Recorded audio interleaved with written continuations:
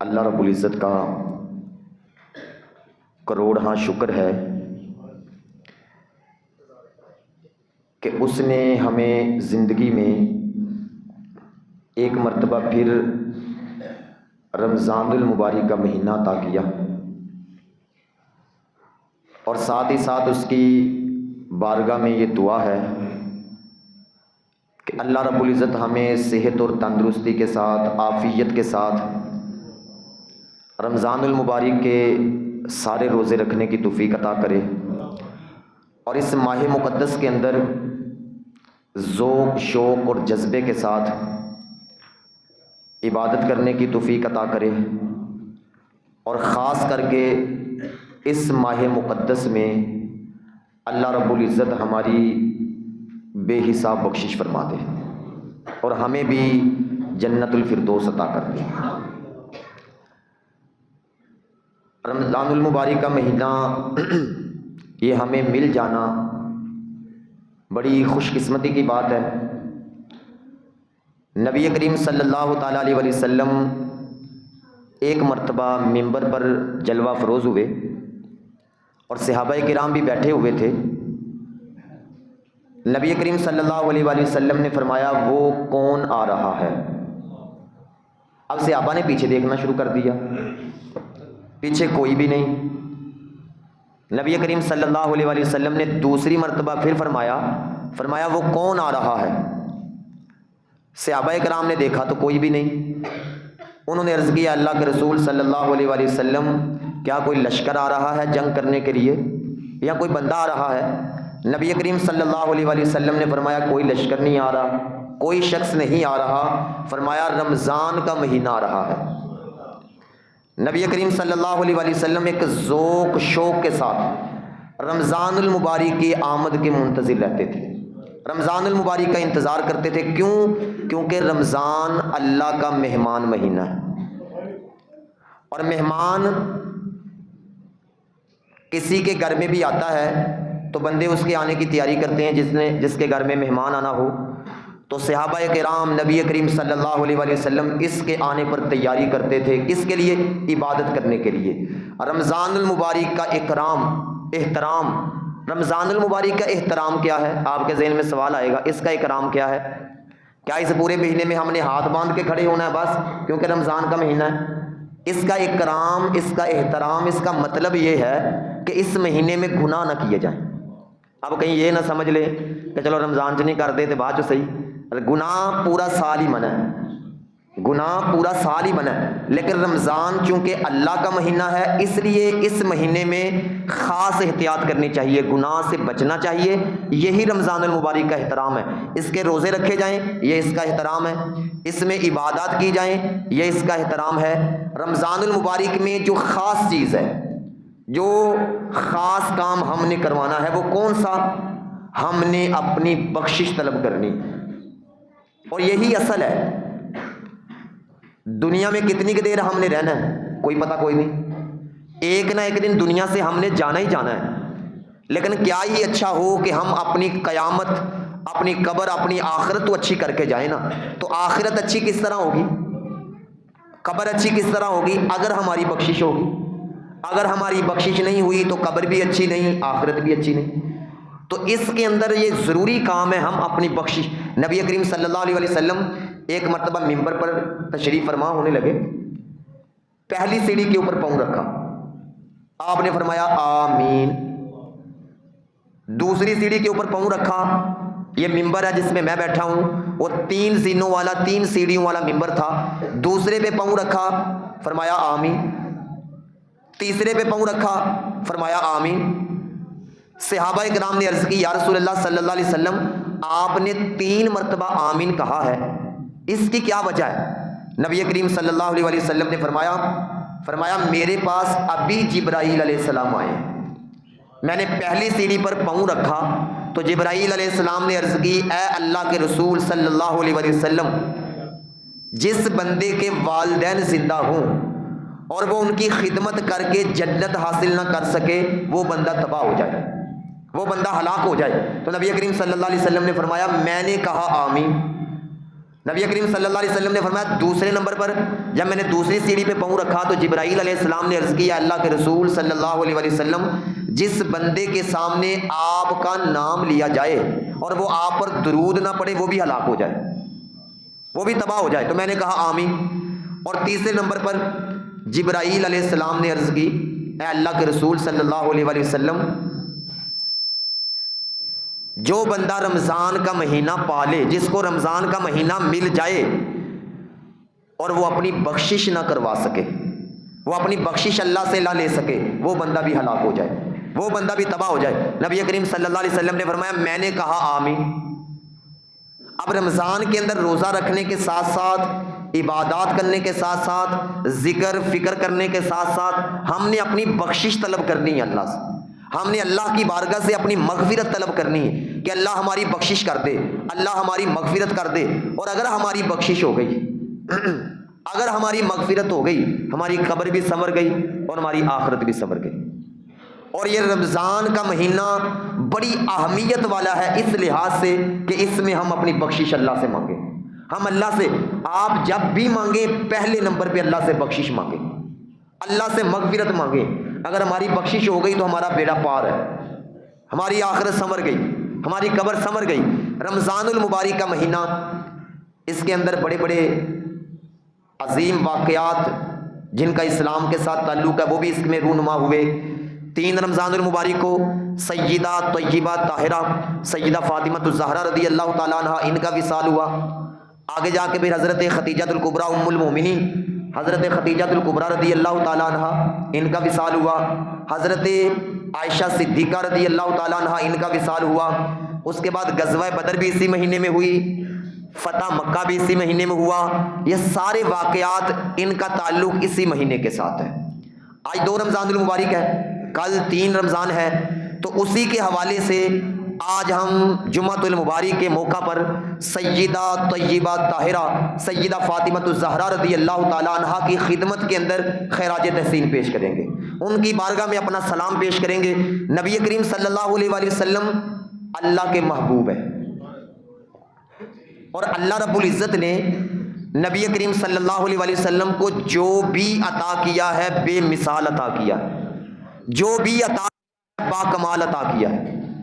کوئی چیز بھی اللہ نے نبی کریم صلی اللہ علیہ وسلم کو کمزور نہیں دی، اعلیٰ سے اعلیٰ چیزیں عطا کی، با کمال بے مثال سب سے اعلیٰ۔ آپ دیکھیں نبوت کی باری آئی تو سارے نبیوں کا سردار بنا دیا، آدم علیہ السلام سے لے کے نبی کریم صلی اللہ علیہ وسلم تک جتنے نبی بھی آئے سب کا سردار ہمارے نبی کو بنا کر امام الانبیاء کے مرتبے پر فائز کر دیا۔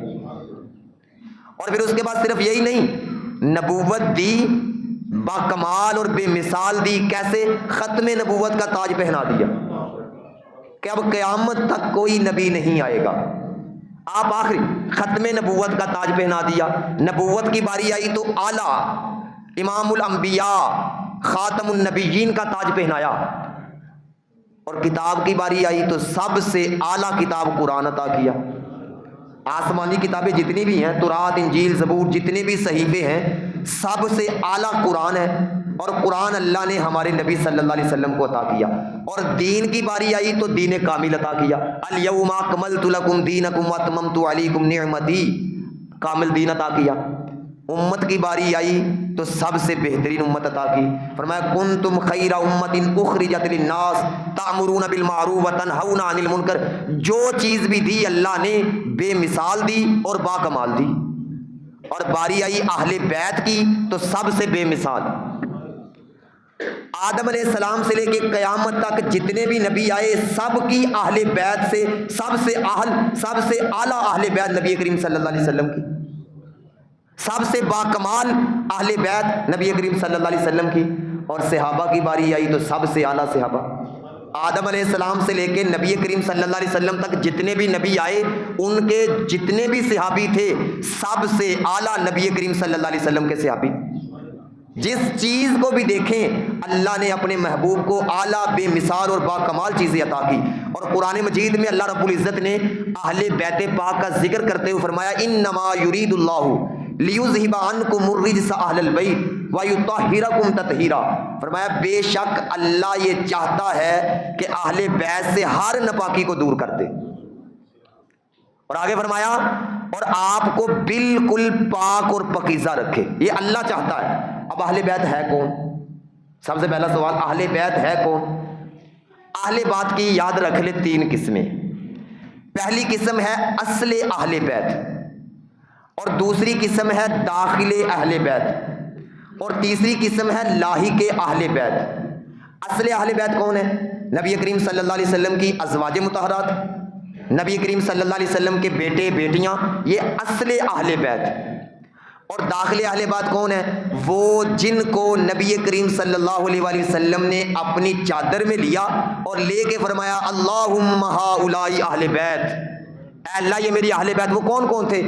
وہ سیدہ طیبہ طاہرہ سیدہ فاطمہ الزہرا رضی اللہ تعالیٰ عنہ، وہ امام حسن امام حسین رضی اللہ تعالیٰ عنہما، وہ شیر خدا حیدر کرار حضرت علی المرتضیٰ رضی اللہ تعالیٰ عنہ، اور خود نبی کریم صلی اللہ علیہ وسلم پانچوں کو چادر میں لیا اور لے کے فرمایا اللہم ہؤلاء اہل بیت، اے اللہ یہ میری اہل بیت ہے۔ اب ان کو کہتے ہیں داخل اہل بیت، اور ایک ہے لاحق اہل بیت۔ جس طرح حضرت سلیمان فارسی رضی اللہ تعالیٰ عنہ نبی کریم صلی اللہ علیہ وسلم کے خاندان میں سے نہیں تھے، یہ ایران سے آئے اور آ کے مدینہ میں ٹھہر گئے، وہاں ہی رہے۔ غزوہ خندق کا موقع آیا نا، تو انصار سے آبا جو تھے نا وہ کہنے لگے جی سلیمان ہمارا ہے، سلیمان فارسی ہمارا ہے۔ انصاری کہنے لگے ہمارا ہے، مہاجرین کہنے لگے نہیں جی سلیمان فارسی ہمارا ہے، اور یہ معاملہ چلے گیا نبی کریم صلی اللہ علیہ وسلم کی بارگاہ میں۔ نبی کریم صلی اللہ علیہ وسلم نے فرمایا سلیمان فارسی نہ انصار کا ہے نہ مہاجرین کا ہے، فرمایا سلیمان فارسی میرے اہل بیت میں۔ اب نبی کریم صلی اللہ علیہ وسلم کے خاندان میں سے اہل بیت میں سے نہیں، لیکن نبی کریم صلی اللہ علیہ وسلم نے فرما دیا کہ سلیمان فارسی میری اہل بیت میں ہے، تو سلیمان فارسی بھی اہل بیت میں شامل ہو گئے۔ اب یہ تین قسمیں اہل بیت کی کون کون سی؟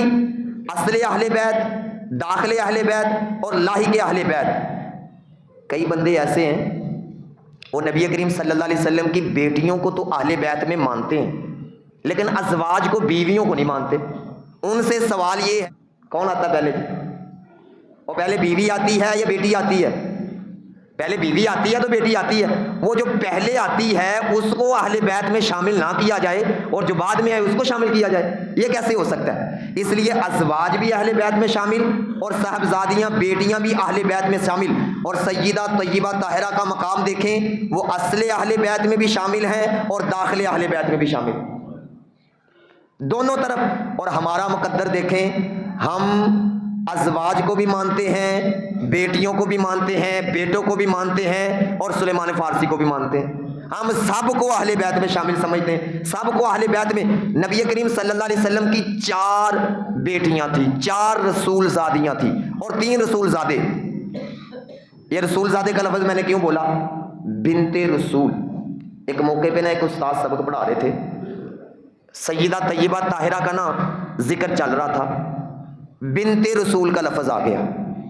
انہوں نے کہا جی طالب علموں سے بنت رسول کا ترجمہ کرو جی۔ انہوں نے کہا جی بنت کا معنی بیٹی اور رسول کا معنی رسول، رسول کی بیٹی۔ انہوں نے کہا جی یہ کون سا لفظ بولا جی آپ نے؟ بیٹی تو سب کے لیے بولا جاتا ہے، آپ کی بیٹی ہے، میری بیٹی ہے، اس کو بیٹی کہا جاتا ہے۔ انہوں نے کہا یہ وہ لفظ بولیں جو خاص ہو ان کے ساتھ۔ انہوں نے کہا جی شہزادی، جو لفظ خاص ہو، مثال کے طور پہ ہم جوتے پہنتے ہیں، ہمارے پاؤں میں ہوں تو جوتے، لیکن اگر انہی کو نبی کریم صلی اللہ علیہ وسلم پہن لیں تو وہ جوتے نہیں بلکہ کیا بن جاتے ہیں؟ نالین مبارک۔ ہم منہ سے تھوکیں تو تھوک، اگر نبی کریم صلی اللہ علیہ وسلم باہر نکالے تو کیا بن جاتا ہے؟ لعاب دہن شریف۔ لفظ بدل گیا، نام بدل گیا۔ انہوں نے کہا جی بیٹی تو سب کے لیے بولا جاتا ہے، شہزادی بادشاہ کی بیٹیاں شہزادی ہوتی سب کے لیے۔ وہ طالب علموں نے کہا جی پھر آپ اس طرح کریں، آپ ہی کوئی لفظ بتا دیں جو ہم بولے۔ انہوں نے کہا جی جب بھی بولنا ہے بیٹیوں کے لیے تو کہا کریں رسول زادیاں۔ کیا لفظ بولیں؟ رسول زادیاں، رسول زادے۔ نبی کریم صلی اللہ علیہ وسلم کی 4 رسول زادیاں اور 3 رسول زادے، اور سیدہ طیبہ طاہرہ سیدہ فاطمہ الزہرا رضی اللہ تعالیٰ عنہ سب سے چھوٹی۔ یہاں پہ یہ یاد رکھیں نبی کریم صلی اللہ علیہ وسلم ہر ایک سے محبت کرتے تھے، ہر ایک سے محبت تھی۔ دوسری بیٹیاں تھیں تو ان سے بھی محبت تھی، یہ نہیں کہ ان سے محبت نہیں تھی، نبی کریم صلی اللہ علیہ وسلم کو جو بھی ملتا تھا وہ یہی سمجھتا تھا کہ سب سے زیادہ نبی کریم صلی اللہ علیہ وسلم میرے ساتھ محبت کرتے، چونکہ یہ سب سے چھوٹی تھی، باقی جتنی بھی بہنیں تھیں بیٹیاں تھیں وہ پہلے وفات پا گئیں، یہ سب سے چھوٹی تھی۔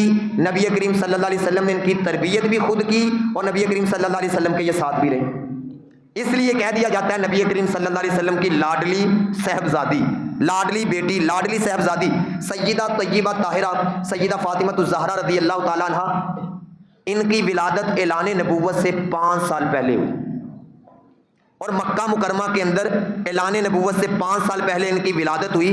حضرت خدیجہ الکبریٰ رضی اللہ تعالیٰ عنہ فرماتی ہیں جب سیدہ طیبہ طاہرہ سیدہ فاطمہ الزہرا رضی اللہ تعالیٰ عنہ میرے پیٹ میں آئی، سیدہ خدیجہ الکبریٰ فرماتی ہیں مجھے اپنے آپ سے مشک اور عنبر کی خوشبو آتی تھی، اپنے آپ سے مشک، اور کیوں نہ آتی؟ ایک شخص آئے نبی کریم صلی اللہ علیہ وسلم کی خدمت میں، آ کے عرض کیا اللہ کے رسول صلی اللہ علیہ وسلم میری بیٹی کی شادی ہے تو ان کے لیے کوئی تحفہ دے دے۔ نبی کریم صلی اللہ علیہ وسلم نے فرمایا شیشی لے کے آؤ۔ اب وہ شیشی لے کے آئے، نبی کریم صلی اللہ علیہ وسلم نے اپنا مبارک پسینہ ادھر سے اتارا اور اس شیشی کے اندر ڈال دیا، فرمایا یہ لے جاؤ اور شادی والے دن جا کے بیٹی کو یہ لگا دینا۔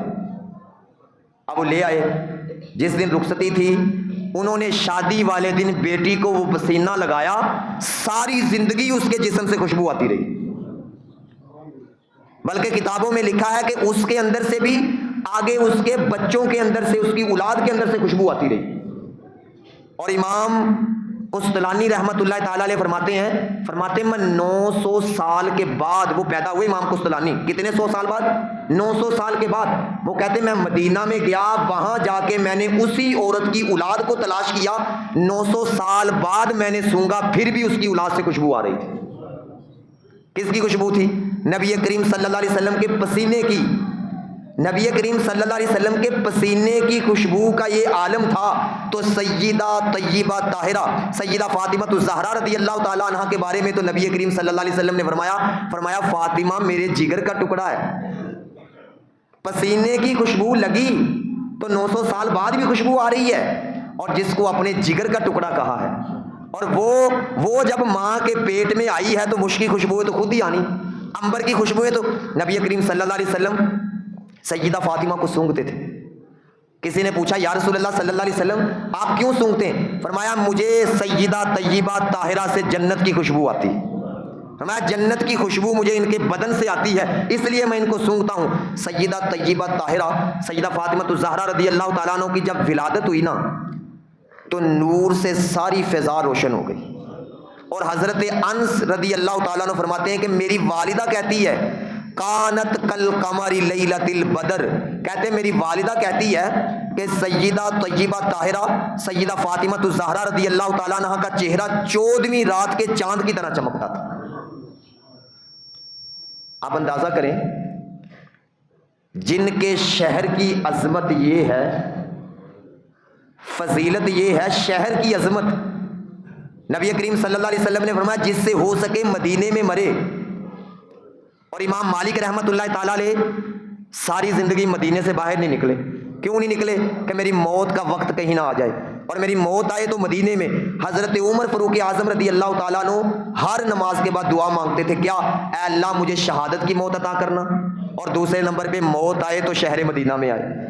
جن کے شہر میں رہنے والوں کو عظمت ملتی ہے، آپ سوچیں ان کے گھر والوں کی عظمت کیا ہوگی، شہر والوں کی عظمت اور گھر والوں کی عظمت کیا ہوگی۔ سیدہ طیبہ طاہرہ سیدہ فاطمہ الزہرا رضی اللہ تعالیٰ عنہ سر سے لے کر پاؤں تک بالکل تصویر مصطفیٰ صلی اللہ علیہ وسلم تھی۔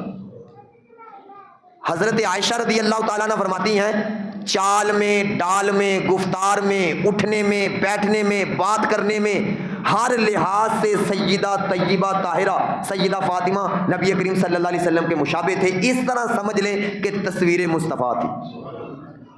سیدہ طیبہ طاہرہ سر سے لے کر پاؤں تک بالکل، ڈاکٹر اقبال نے اسی کو دیکھ کے تو کہا، اس نے کہا مثل پیغمبر ہما اعتبار او، مثل پیغمبر ہما اعتبار او، کردار او، گفتار او، رفتار او۔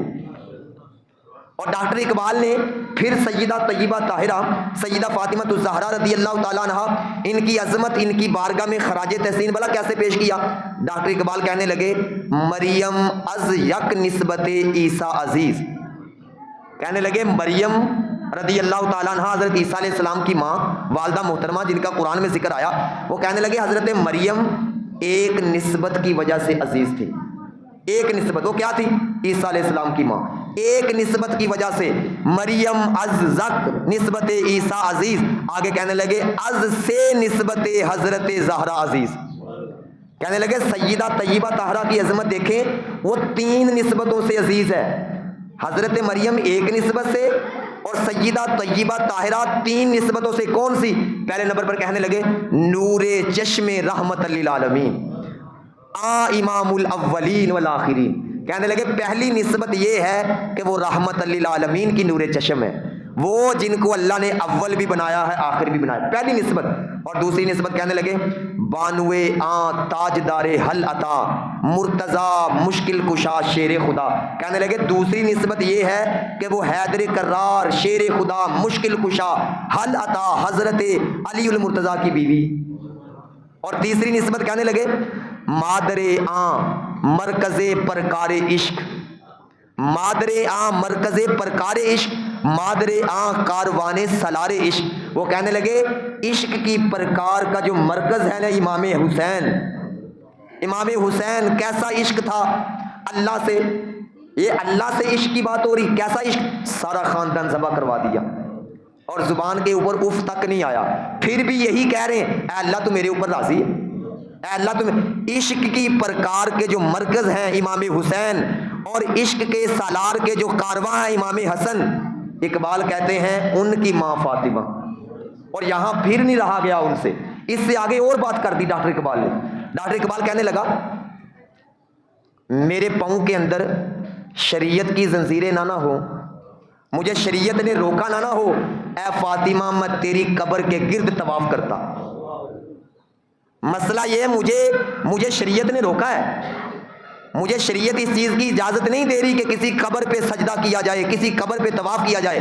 لیکن فاطمہ اگر مجھے شریعت نہ روکتی میں تیری قبر کا طواف کرتا اور تیری قبر کو سجدہ کرتا. کیوں؟ کیونکہ تو نے حسن اور حسین جیسے بیٹے امت کو دیے.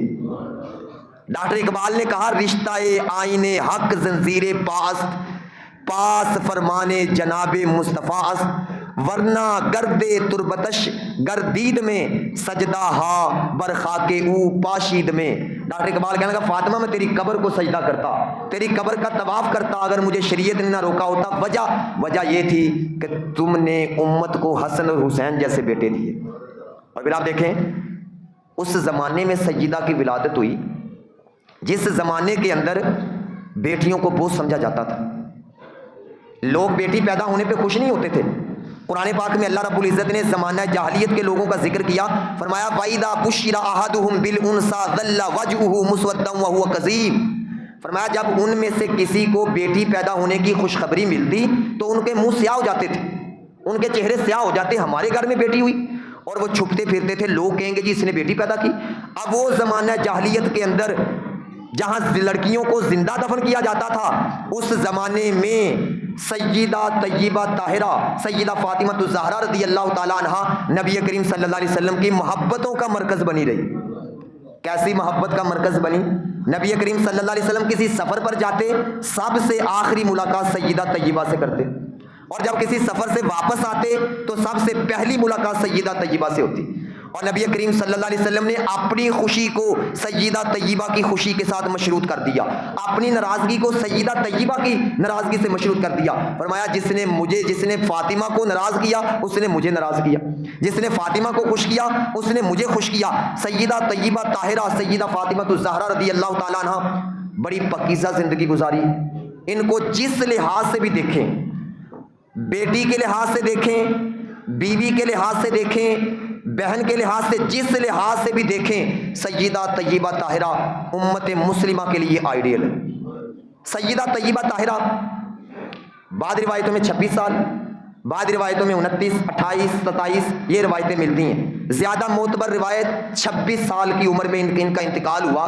ایک دن نبی کریم صلی اللہ علیہ وسلم تشریف فرما تھے، آپ نے سیدہ طیبہ کو بلایا، حضرت فاطمہ رضی اللہ تعالیٰ عنہ کو بلایا اور بلا کے نا کان میں کوئی بات کی۔ سیدہ طیبہ طاہرہ سیدہ فاطمہ رونے لگی، رونا شروع کر دیا۔ آپ نے دوبارہ بلایا اور کان میں کوئی بات کی، سیدہ طیبہ نے مسکرانا شروع کر دیا۔ وقت گزرتا گیا، نبی کریم صلی اللہ علیہ وسلم کا وصال ہو گیا۔ حضرت عائشہ رضی اللہ تعالیٰ عنہ نے ایک دن پوچھا، فاطمہ اس دن نبی کریم صلی اللہ علیہ وسلم نے کان میں کچھ کہا تھا، پہلی مرتبہ آپ نے رونا شروع کر دیا، دوسری مرتبہ کہا آپ نے مسکرانا شروع کر دیا، اس کی کیا وجہ تھی؟ سیدہ طیبہ طاہرہ سیدہ فاطمہ الزہرا رضی اللہ تعالیٰ عنہ فرمانے لگی پہلی مرتبہ میرے کان میں نبی کریم صلی اللہ علیہ وسلم نے فرمایا تھا، فاطمہ میرا دنیا سے جانے کا وقت آ گیا ہے، اور میں اس جدائی کے صدمے میں نے رونا شروع کر دیا۔ نبی کریم صلی اللہ علیہ وسلم سے جدائی مجھے برداشت نہیں، اس میں نے جدائی کا سن کے میں نے رونا شروع کیا۔ اور پھر نبی کریم صلی اللہ علیہ وسلم نے دوسری مرتبہ فرمایا، فاطمہ بات سنو، کان قریب کیا تو مجھے کہنے لگے، فاطمہ میرے خاندان میں سے سب سے پہلے تم مجھے ملو گی۔ کہتی جب یہ بات سنی تو میں نے مسکرانا شروع کر دیا۔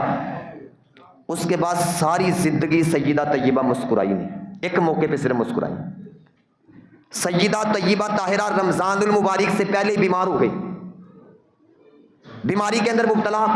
3 رمضان المبارک آیا، گھر کے کام کیے، کھانا پکایا، کپڑے دھوئے، صفائی کی۔ حضرت علی رضی اللہ تعالیٰ عنہ باہر سے گھر آئے اور آ کے کہنے لگے، فاطمہ مجھے لگتا ہے آج آپ کی طبیعت ٹھیک ہے، صحت ٹھیک ہے۔ انہوں نے کہا جی آپ کو کیسے پتا چلا؟ حضرت علی رضی اللہ تعالیٰ عنہ فرمانے لگے، میں نے دیکھا آپ گھر کے کام کاج کر رہی ہیں تو میں نے اس سے اندازہ لگایا کہ آپ کی طبیعت صحیح ہوگی۔ سیدہ طیبہ طاہرہ سیدہ فاطمہ الزہرا رضی اللہ تعالیٰ عنہ انہوں نے کہا، علی میرا آج آخری دن ہے۔ آنکھوں میں آنسو آئے، کہا میرا آج آخری دن ہے، اے علی میری 3 وصیتیں یاد رکھنا، میری ان 3 وصیت کو پورا کرنا۔ پہلی وصیت، کہنے لگی علی آپ میرے شوہر تھے، میں آپ کی بیوی تھی، زندگی میں کبھی اونچ نیچ ہو گئی ہو، کوئی کمی پیشی ہو گئی ہو، آپ میرے شوہر میں بیوی، اگر اس ناطے سے کوئی کمی پیشی ہوئی ہو تو مجھے معاف کر دینا، اور معاف بھی رسول اللہ صلی اللہ علیہ وسلم کی بیٹی سمجھ کے کرنا، مجھے نبی کریم صلی اللہ علیہ وسلم کی بیٹی سمجھ کے معاف کر دینا۔ اور دوسری وصیت سیدہ طیبہ کہنے لگی، میرے بیٹوں کو رونے نہ دینا، کیونکہ جن کی مائیں دنیا سے چلی جاتی ہیں ان کا آسرا کوئی بھی نہیں ہوتا۔ ہم نے دیکھا ہے جن کی مائیں دنیا سے چلی گئی وہ بیچارے نہ کوئی دلاسا دینے والا، نہ کوئی ان کو اٹھانے والا، نہ کوئی ان کی دیکھ بھال کرنے والا۔ سیدہ طیبہ کہنے لگی، میں نے چلے جانا ہے، آج میرا آخری دن ہے، میرے بچوں کے سر سے میرا سایہ اٹھ جائے گا، میرے بچوں کو رونے نہ دینا۔ اور تیسری وصیت کی کہ میرا جنازہ رات کی طریقے میں اٹھانا، رات کے وقت ہی مجھے غسل دے کے دفن کر دینا، دن کا انتظار نہیں کرنا، رات کے وقت ہی۔ سیدہ طیبہ طاہرہ نہ بڑی پریشان تھی، کس وجہ سے؟ کہ جب میرا انتقال ہوگا، جنازہ اٹھایا جائے گا تو میرے جسم کی کیفیت لوگوں کو نظر آ جائے گی، چادر تو اوپر ہوگی لیکن میرے جسم کی جسامت بناوٹ لوگوں کو پتہ لگ جائے، اس وجہ سے پریشان تھی۔ حضرت اسماء رضی اللہ تعالیٰ عنہ انہوں نے کہا، جی اے سیدہ طیبہ پریشان نہ ہو، میں نے حبشہ کے اندر جنازے اٹھتے دیکھے ہیں، وہاں جب کسی عورت کا جنازہ اٹھتا تھا نا تو چارپائی کے چاروں طرف لکڑیوں کے ٹکڑے لگا دیے جاتے تھے، شاخیں لگا دی جاتی لکڑیوں کی ٹہنییں، اور اس کے اوپر کپڑا ڈالا جاتا تھا، اس طریقے سے جسم نظر نہیں آتا تھا۔ سیدہ طیبہ کو کہنے لگی، میں آپ کو کر کے دکھاتی ہوں۔ ٹہنیاں توڑ کے چارپائی کے ارد لگا کے چادر ڈال کے جب دکھائی تو سیدہ طیبہ مسکرا پڑی۔ یہ موقع تھا نبی کریم صلی اللہ علیہ وسلم کی وفات کے بعد، اس موقع پر ایک روایت میں یہ بھی ہے کہ حضرت علی المرتضیٰ رضی اللہ تعالیٰ عنہ نے غسل دیا، یہ بھی ایک روایت۔ اب سیدہ طیبہ طاہرہ کا 3 رمضان المبارک کو وصال ہو گیا۔ حضرت ابو بکر صدیق رضی اللہ تعالیٰ عنہ ایک روایت ہے انہوں نے نماز جنازہ پڑھایا، اور ایک روایت ہے حضرت عباس بن عبد المطلب انہوں نے نماز جنازہ پڑھایا، اور سیدہ طیبہ طاہرہ کو رات کی تاریکی کے اندر جنازہ پڑھا کے دفن کر دیا گیا۔ فاطمہ جان حرمت پہ لاکھوں سلام، آئین نور نبوت پہ لاکھوں سلام، جس کے انوار سے جگمگایا جہاں، اس ضیاء رسالت پہ لاکھوں سلام۔